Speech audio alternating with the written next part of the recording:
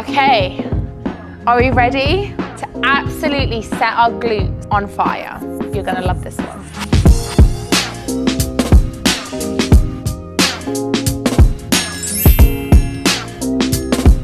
In today's video, I'm gonna run through 5 of my must-do exercises to help grow your glutes and your hamstring. Now, I want you to always remember something. If you want to grow muscle and if you wanna grow your glutes or a specific area in your body, number 1, what you eat is so important and is so vital. The amount of protein, fats, carbohydrates is absolutely essential. Number 2, you need to be focusing on progressive overload. This doesn't just mean adding more weight to the barbell. This also means intensity, supersets, volume, and actually spending a little bit longer in the gym if you need to.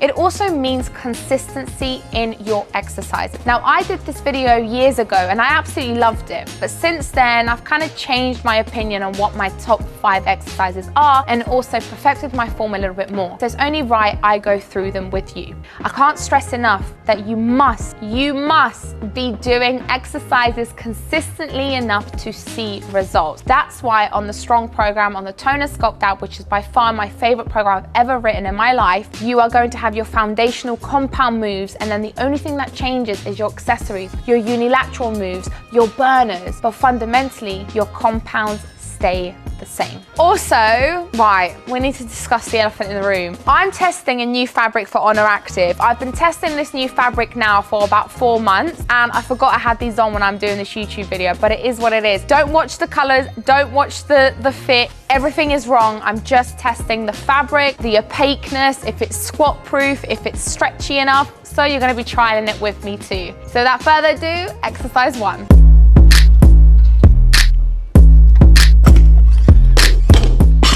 Exercise number 1 is your Romanian deadlift, stiff leg deadlift, you know, that kind of deadlift. So I used to be such a big lover of sumo deadlift, and I still am, don't get me wrong. However, because I'm trying to optimize growth in my hamstrings, trying to isolate them, trying to grow my glutes a little bit more, I feel like a more substantial type of deadlift is not conventional, it's not sumo, but it's actually more Romanian / stiff leg deadlift. So you can do it with your dumbbells and you can do it with a barbell. I'm going to show you how to do both of them. I find that with barbell, it can be a little bit, I don't know, I lose a bit of balance. So if you lose a bit of balance, if you find it too intimidating, then stick to dumbbells. But I'm going to show you how to do both. So what you need to be doing is keeping your feet about shoulder width apart. What I like to do is slightly externally rotate my feet outward so they're not completely in front of me. Just a little slight rotation. My knees are going to have a slight softness to them. Never lock your knees completely out. You want to keep your core nice and controlled. So watch this. When you're doing your deadlift, the first thing you need to be doing is breathe in and push, just like so. That's you contracting your core and scooping your coccyx bone in, and that's how you also protect your spine. With your hand placement, you're gonna grab your hands. You wanna position your barbell right on top of your thumb. That's where you wanna position it. You wanna grab it here, position, grip, just like so. You don't want your hand placement too far out. You don't want it too in. You actually want it to be parallel to your shins. That's what I would personally say. When lifting the barbell, you want to bend your knees. Protect that back always by bending your knees. Lifting the weight up, retracting your shoulders back. This is your starting position. Remember what I said? Breathe out, push your core in, retract your shoulders back. Keeping that chin nice and close to your chest. You're gonna hinge back, bring in the barbell close. You're gonna stop and bring it back up. So let's go through that one more time. Your chin is gonna be nicely tucked into your chest. You're gonna breathe out. You're gonna bring your coccyx bone in. Your hands are gonna be parallel to your shins. You're gonna push and hinge at the hips as if someone is pulling you back at the hips with a resistance band. Imagine someone is pulling you back. Another tip that literally changed completely how I do my deadlifts. Imagine someone is also pulling you at your heels. They're pulling you back. So you want to dig those heels completely back. This will enable you to stretch your hamstring and also avoid putting so much strain in your lower back. Keeping that chin nice and tucked into your chest is going to keep your spine nice and straight and your back flat. So I'm actually going to show you from this position so you can see everything put together. Chin tucked, core tight, bend the knees, hands parallel to shins, bringing the weight up. Retract shoulders back, keeping that chin nice and tucked. Breathe out and go. Pushing back, digging your heels in, and then you're going to come back up. You're not going to over hyperextend. You're going to keep everything nice and controlled, just like so.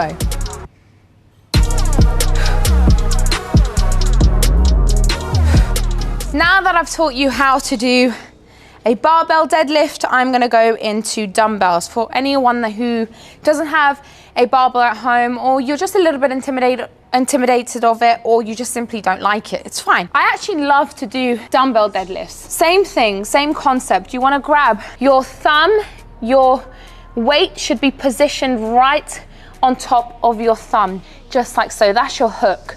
You want to hook it in and grip it. Instantly, you're going to protect your wrist if you do that. You also can grab it a little bit higher up as well, whatever feels comfortable for you. When grabbing the weight, always bend your knees, bring it back up. Now, I personally like to keep my weights a little bit side on, not completely front on, a little bit side on like that. I find it more comfortable and I find it easier to also glide. Same principle, guys. Chin tucked, shoulders retracted back, core nice and tight. You're gonna push back, just like so. Bring them close to your shins, bring them back up, close to your shins. Remember, someone is pulling me at the hips. They are pulling my hips back in order for me to be able to stretch my hamstring.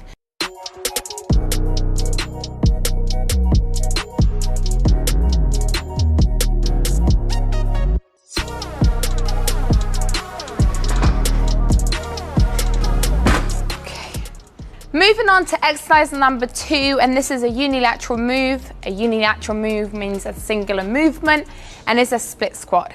I can't stress enough that it's so important to incorporate single arm and single leg movements into your training regime. It's going to help with imbalance. It's going to also optimize your training, and they are difficult, so it's going to add intensity.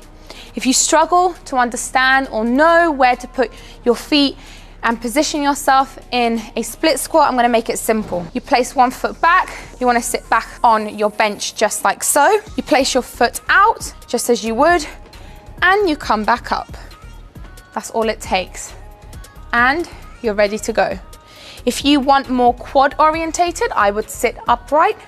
If you want more glute orientated, I would actually position your foot a little bit more forward, lean slightly forward as well, and you're gonna focus on your glutes a little bit more. For me, I like to grab one dumbbell, not two. It's up to you, but one just is a little bit more easy for me to control. Same thing, I'm gonna sit back. I'm gonna launch my foot forward, just like so. I'm gonna bring my arm out for balance, and I'm gonna come upright just like so. You wanna come down and sit in to your split squat. And you wanna push up with your heel, knee in alignment with your toe. You wanna launch up. You never want to completely lock your knees out. You want to keep a soft touch and tension, coming back down and then coming back up. Every single rep, count 1, 2 down, 1, 2 up, 1, 2 down, 1, 2 up. Remember, by bringing your chest slightly forward, you're going to hit that glute much more. Sitting upright, you're going to hit that quad more. 1, 2 down, 1, 2 up. Good job.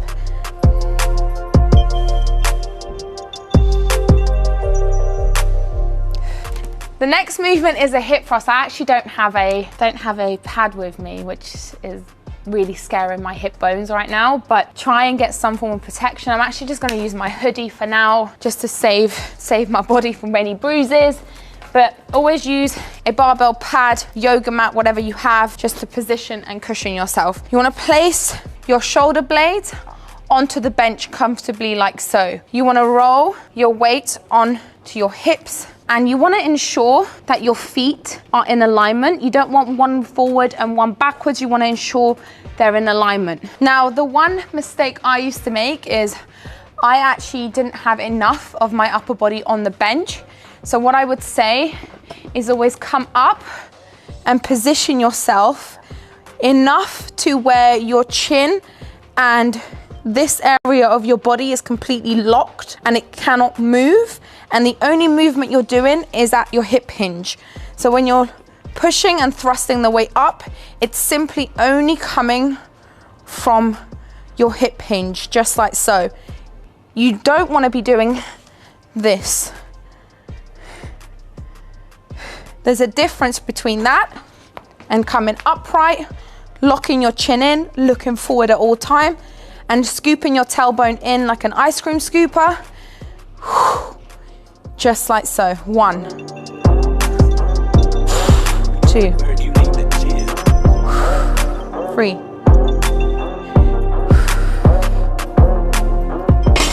So there's a few things I want you to consider when you're hip thrusting, and this is years and years of trying out hip thrusts and trying to figure out what actually works without it being so overly technical.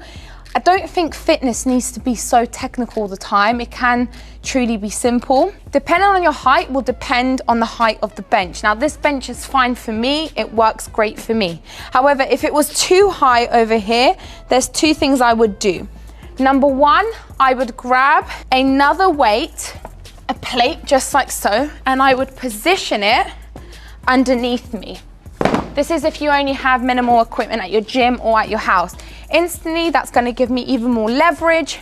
That means it's going to put me in the correct position. So when I am thrusting up, just like so, I'm coming back down in the correct positioning. That's really key. Number 2, where you place your feet is vital. So if you place them too far out, yes, it's going to hit your glutes, but it could just end up being just too extended. So bringing them a little bit closer to you with a slight external rotation is going to help you hit your glutes more. And the other thing I cannot stress enough is looking forward. Stop looking up, stop looking at the barbell, just look forward. It's going to keep everything in alignment, it's going to keep your core contracted at all times, and it's going to help you stay focused on the positioning that you want your body to move. That is by far one of the most important and neglected tips I can give you. Okay, moving on to exercise number 4, which I have been absolutely adoring doing. You can do this with a landmine, which is basically a barbell hooked, and you can use the barbell here. You can use also a dumbbell, which I think is more universal. I love this exercise because I take my time with it, and it's all about, really to me, lifting as heavy as I possibly can with very controlled reps. So I try to keep my reps lower than maybe I would for split squats, or depending on the movement, but I would say about 10 reps of really controlled and steady, intense reps is what you need. This is the dumbbell sumo squat. I love this exercise so much. I think it's probably one of my favorite exercises that I've been incorporating more and more in my training routine. You can either do it with a superset on its own, or also as a burner right at the end of your workouts. I will go through how you can incorporate exercises in different types of methods, so it makes a bit more sense to you when you're reading a workout program, especially on the Strong program on the Tone and Sculpt app, or whenever anyone is speaking about it, so you're not confused and you know what they're talking about. But before then, let's go into this. The aim of the game with this movement is to have a nice wide stance. You want to keep your core nice and contracted. You're going to sit into the movement just like so, and you're going to place both your hands opposite to one another, so just like that, holding the dumbbell. You're going to sit back into your squat. Did you see that? I'm not like this. I actually sat back into my heels into my squat, bringing the weight up, but you see how my chest is forward. It's not upright, it's forward. I'm gonna come down really slowly, 1, 2, 3. And then when I come back up, I'm gonna squeeze my glutes as I come back up. Your legs will start shaking even from rep 1 because you're taking your time. You're gonna come back down, 1, 2, 3. Squeeze your glutes as you come back up.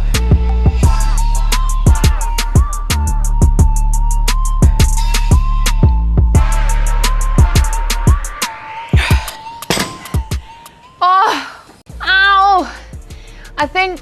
underestimate when you really slow the movement down and you really pay attention to how the movement is supposed to feel. Instead of coming all the way up, just like so, and then squeezing my glutes, instead of doing that, I've started to squeeze my glutes right at the moment of me coming back up. So as I'm controlling my negatives, my positives, I've already told myself, start squeezing, start squeezing, start squeezing, start contracting, stop. You don't come all the way up, you stop. Then you go back down, controlling your negatives, sitting back onto your heels, coming back up, 1, 2, 3, 4, 5, squeezing your glutes at all times. That is exercise number 4, the sumo dumbbell squat. Okay. The last exercise, which I know you're gonna love, and I know a lot of you have been trialing it because I actually put it on my Instagram doing this exercise with a barbell, and so many of you tried it and you loved it. This is the single leg deadlift. I love this exercise so much, and every single time I do it, my glutes are literally screaming for help. They're like, what is going on? I wasn't prepared for this. Krissy, what is going on? And I'm like, chill sis, if you wanna grow, you gotta feel some sort of pain. It's as simple as that. So this is how I do this exercise. And if there's one thing I want you to try from this entire YouTube, is this exercise. And I'm actually going to incorporate this into a new program. Have a good day. I'm gonna actually incorporate this exercise in a brand new program launching on the Tony Sculpt app, and go back to the Strong program and start incorporating this into our hamstring and glute workouts because I love it that much. Here's what you're gonna be doing. Your stance needs to be 1 foot forward and 1 bent. The one that is bent is the one that is not working. The one that is forward and has more straightness to it is the one that you are going to be working. So the one that is bent, you're not gonna hold the dumbbell close to this leg. You're gonna hold the dumbbell close to the leg that's in front of you. You're gonna isolate this hamstring completely by bending this leg. You're gonna come back up. You're never gonna over hyperextend. You're gonna control each rep. Oh my gosh, I already feel it. And then you're gonna pull it back up. Imagine your arms should really be like cooked spaghetti. It should really be loose because the whole pulling range should come from your leg. Like you're pulling the weight up with your glutes, your leg, and even a little bit of your lower back, of course. You don't want to be pulling the weight with your upper body. So keep it as loose as you possibly can, keeping that core nice and contract to keep your back straight, and pulling that weight with your hamstring, your leg, your glutes, everything. I love this exercise so much, guys.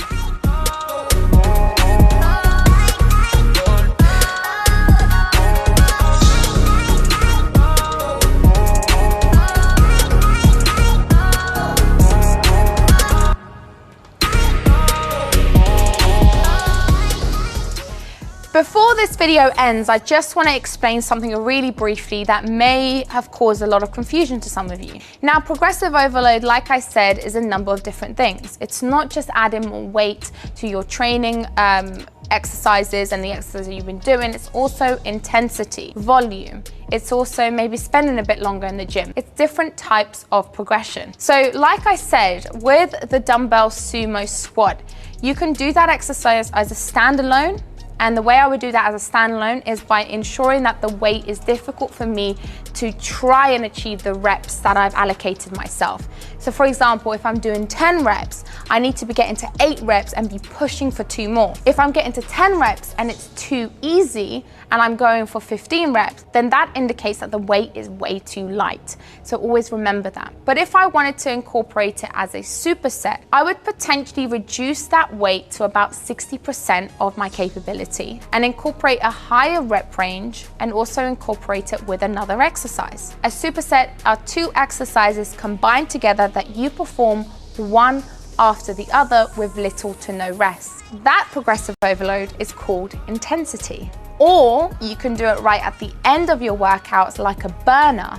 Now here I would reduce my weight to about 40% and do 15 to 20 reps. This is now called progressive overload in volume. There's a different varieties of ways you can train with your favorite exercises. I hope that helped. Let me know in the comments below. Okay guys, so there you have it. My reviewed current 5 top booty and hamstring exercises that I absolutely adore and love, and I want you to try. And I hope these tips and tricks helps you along the way. If there's one thing I want you to take from my YouTube videos, is to leave knowing reassured and knowing that you're doing the best that you can, and also learning something new, because every single day is a brand new opportunity for you to learn.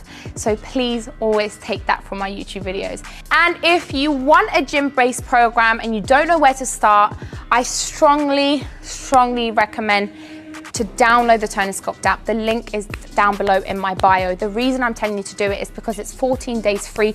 You literally have nothing to lose and so much to gain. Go on the Strong program. Whether you're beginner, intermediate, advanced, or expert, I have something for you. It's going to change your life just like it has to all these women. I love you always and forever, and thank you always for watching my YouTube videos, and leave a thumbs up if you enjoyed.